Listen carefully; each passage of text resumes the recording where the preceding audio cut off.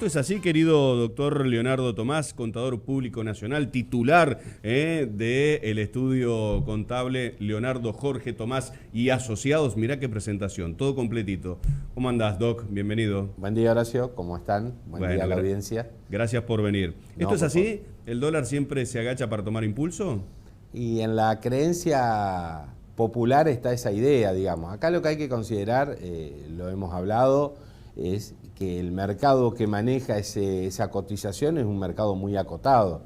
Estamos hablando que cuando el gobierno intentó participar del mercado, el gobierno no lo va a asumir, pero lo hizo, en una semana bajó más de 45 pesos en la cotización. Entonces, yo lo que voy es, si nosotros le damos la importancia del caso, así, ¿qué precio nos mueve el dólar blue? Y vamos a encontrar que es muy poquito. Las importaciones, las exportaciones se manejan por dólar oficial. Y si bien hay algunas restricciones, que es cierto y hay que asumirlas, no veo que el dólar blue sea más que un título de diario y una pequeña porción de la economía se esté manejando los precios a través del dólar blue. Bueno, pero el dólar blue lo que marca un poco es la expectativa sobre el mal o buen funcionamiento de una economía. No existiría un dólar blue o dólar... Cualquier país serio que hace las cuentas bien y tiene sus cuentas ordenadas, no tiene el dólar paralelo. Si existe ya per se un dólar blue, por algo es porque estamos haciendo mal las cosas de fondo, ¿o no? El problema fundamental de la aparición del mercado blue o el mercado paralelo es la falta de confianza. Ese es en realidad el kit de la cuestión. Técnicamente es difícil de medir, por eso digo, es difícil encontrar una pizarra que diga dólar blue a tanto, salvo los medios de comunicación que lo informan. Entonces, sí, el problema es la falta de confianza. No hay una línea de horizonte trazada de trabajo a futuro y de política económica que uno diga, me quedo tranquilo porque aunque me digan que no van a devaluar, en la realidad no van a devaluar, entonces no me refugio en el dólar blue, que vuelvo a insistir, es un mercado acotado. Acá es todo lo contrario. La vez que dijeron esto no va a pasar, pasó a los 2 días. Por eso lo de la pérdida de confianza, digamos. Históricamente en los distintos gobiernos que hemos atravesado. Desde que venimos con la bicicleta financiera. Están las negociaciones con el Fondo Monetario Internacional y supongo que esto debe ser uno de los pedidos principales. Cortémosla con estos desdoblamientos, que el dólar turista, que el amigo, que tu tía, que no sé, los $60 que más o menos tenemos hoy. Supongo que esto es borrón y cuenta nueva. ¿Qué está pidiendo el Fondo Monetario? El Fondo en realidad lo que pide, lo pidió siempre y ahora lo va a hacer con énfasis en esta negociación, es un tipo de cambio único. Es decir, no hay peor inconsistencia y falta de confianza que mostrar lo que se muestra ahora. Dólar oficial, dólar blue, dólar MEP, dólar contado con liquidación, etcétera, por nombrar los más conocidos. Entonces, lo que va a buscar el FMI es se habla de una pequeña, depende cómo se lo mire, pequeña devaluación del 10 al 15% que llevaría... Más de lo que llevamos, porque ya va el doble, ¿no? No, pero estamos hablando de dólar oficial. Sí, pero en el dólar oficial estamos en el doble. Desde agosto a ahora estamos en 40, estamos en 80 y pico, ya devaluamos el doble. Se está pensando en un dólar de alrededor de 92 a 95 pesos. Bien. Eso como exigencia, se podría decir, del Fondo Monetario, o como primera exigencia. O sea, ok. Y volver a poner un canon ahí de algo tabulado que se mantenga en ese lugar. De tranquilidad y con políticas que mantengan el tipo de cambio flotante en forma consistente, digamos. Ajá, y para eso te tienen que cerrar los números, para eso tenés que hacer ajuste fiscal, para eso tenés que hacer pacto con las provincias, para eso tenés que... En realidad a lo que apunta el fondo, o lo que apunta en realidad el gobierno, pues sabe que el fondo se lo va a pedir, es obviamente al achicamiento del déficit fiscal. El otro día Guzmán anunció que iba a ser entre el 4 y el 4,5. El 4,5 dice el presupuesto, dice que va a ser del 4 finalmente durante el 2021 respecto al PBI, siendo un ajuste importante respecto a este año. Y lo demás que va a plantear el fondo seguramente son medidas de fondo, medidas que ya lo intentó en el gobierno anterior con la reforma previsional, reforma laboral e impositiva. El fondo va a volver a la carga sobre eso porque supone el fondo, podemos estar de acuerdo o no, eso es una cuestión técnica, que eso ayudaría a la disminución del déficit y a llevar confianza sobre todo a los inversores externos. O sea, viene la ortodoxia, nuevamente. Viene lo que conocemos como la ortodoxia y los primeros 2 años que intentó tabular económicamente el país, Macri. Horacio, cuando uno depende de terceros, nos pasa en la economía familiar o en la economía empresarial, cuando uno tiene sobreendeudada su capacidad, termina siendo lo que requieren los acreedores. Y esto es algo parecido. Es muy difícil lograr tener políticas autónomas cuando uno tiene que salir a pedir dinero porque no tiene reserva, porque tiene un dólar volátil, porque no tiene inversiones genuinas. Entonces, todo eso lleva a tener que aceptar ciertas cuestiones, en este caso del fondo. O sea que se viene el ajuste más. El sector, por más que se diga que no, se va a venir un poco más de ajuste del sector medio, el sector privado. No creo que este gobierno... Bueno, echaron varios del PAMI, nadie dice nada, ¿no?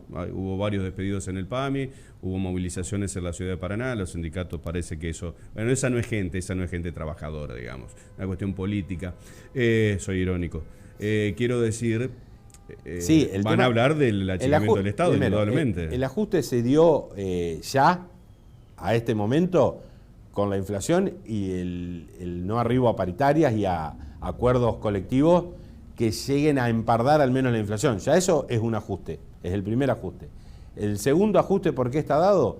Los jubilados no van a cobrar en base a la inflación, sino que van a cobrar en base a el coeficiente de variación salarial en un mix con la recaudación impositiva. Sabemos que tanto la recaudación impositiva no está en el mejor momento y el coeficiente de variación salarial, como decíamos recién, al no haber paritarias tampoco es relevante. Entonces, ahí hay otro ajuste. Además, los ATP tienden a eliminarse, es decir, las ayudas a las empresas para el pago de sueldo. Los IFE también se bajaron de los IFE a se van a eliminar. Entonces, todo eso es una muestra de reducción de gasto por parte del Estado. ¿Quiénes son los afectados? Y generalmente los mismos. Lo mismo que pagamos siempre. Exacto. Sí, el sector político no baja sus pretensiones. Esta es la verdad. Perdón, Horacio, se da también en el sector público. Uno ve que no hay aumentos de sueldo en el sector público, no ve o hay... Bueno, pero en el gobierno tenemos una ley de emergencia, incluso económica. Hay por ahí la idea de un bono y demás, pero los salarios de los empleados estatales no se han tocado durante el 2020. Pero hablo del gasto público, no hablo del otro gasto político. Gasto político. Sí, sí. Con fondos públicos. Sí, bueno, eso es una discusión. Esa caja no se toca. Que se tiene no solo la política, sino la sociedad entera. Ajá. Sí, la verdad, porque está quienes lo cobran. ¿Por qué el gobierno resiste la devaluación entonces? Y el gobierno la resiste por dos aspectos fundamentales. Primero, porque sabe que esa devaluación a los primeros que golpea es a los mismos que la reducción del gasto público va a afectar. Entonces sería un doble inconveniente. Y por el otro lado, pues está confiado, hasta la semana pasada lo logró, y parte de esta, que con instrumentos financieros puede controlar el dólar.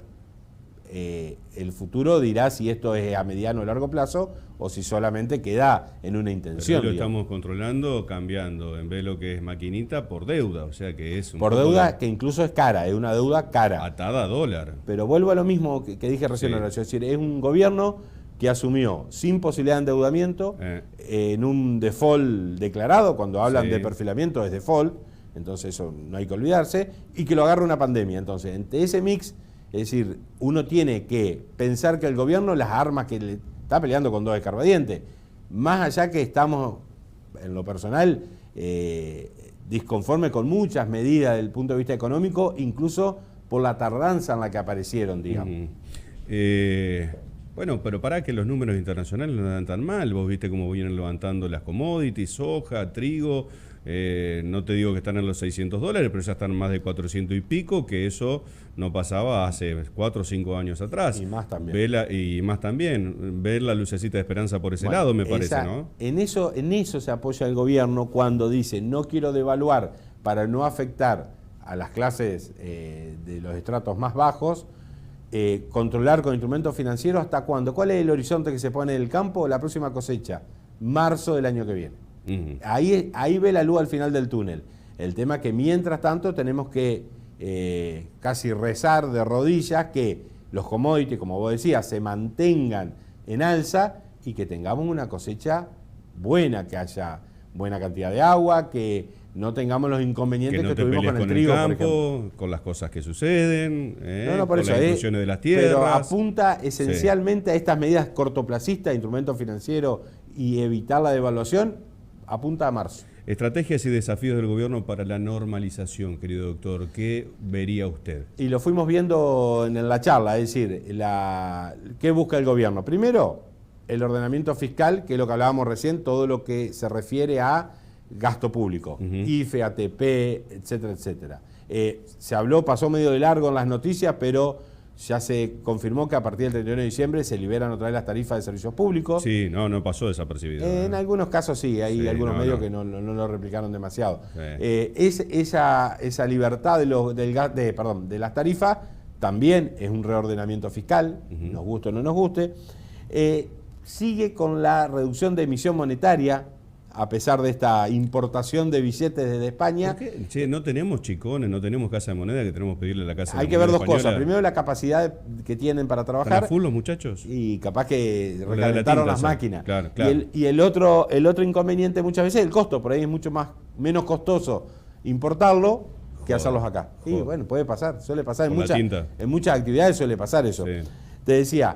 Claro que el presupuesto es 37% más caro el de España que los otros que pasaron de otras partes del mundo, ¿no? Pero bueno, Pero habría que analizar la urgencia, habría que analizar otras situaciones también. Sí. Pero por eso, reducción de gasto, esa es una de las estrategias. La reducción de la brecha cambiaria, que es lo que también desarrollamos en esta charla, es decir, de evitar que el blue esté a más del doble de lo que está el oficial, tratar de reducirlo y llevarlo a lo que históricamente fue el piso, que es el contado con liquidación. Eso es lo que busca el Estado y trabajar con el tipo de cambio, con instrumentos financieros y esperar la cosecha. Doctorazo, gracias por tu participación. Ha sido un gusto. ¿Dónde lo ubico acá? Porque tengo otros problemitas así que menores, del día a día. ¿Al lado de esto? Necesito regularizar el tema con la FIP, el municipio me tiene ahí con el tema de los impuestos, no llego a pagarle a fulano y mengano. La verdad no sé si tengo que seguir para adelante, patear la tortuga, o mejor dicho, patear la pelota o pararme arriba de la tortuga. Me diste pie para algo cortito. Dale. No te robo tiempo. Sacó una resolución AFIP hace un par de semanas respecto al 4838, si no me equivoco en el número, que habla de la planificación fiscal de los contribuyentes.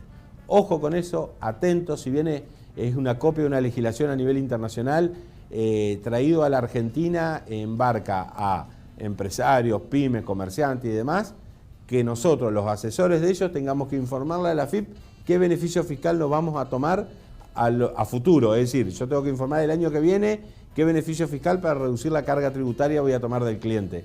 Lo cual es controversial y lo vamos a charlar en algún otro momento. Bueno, explicarnos bien. Lo comento porque hay muchos colegas con el pie de alerta con esta situación, ya ha habido reclamos al respecto.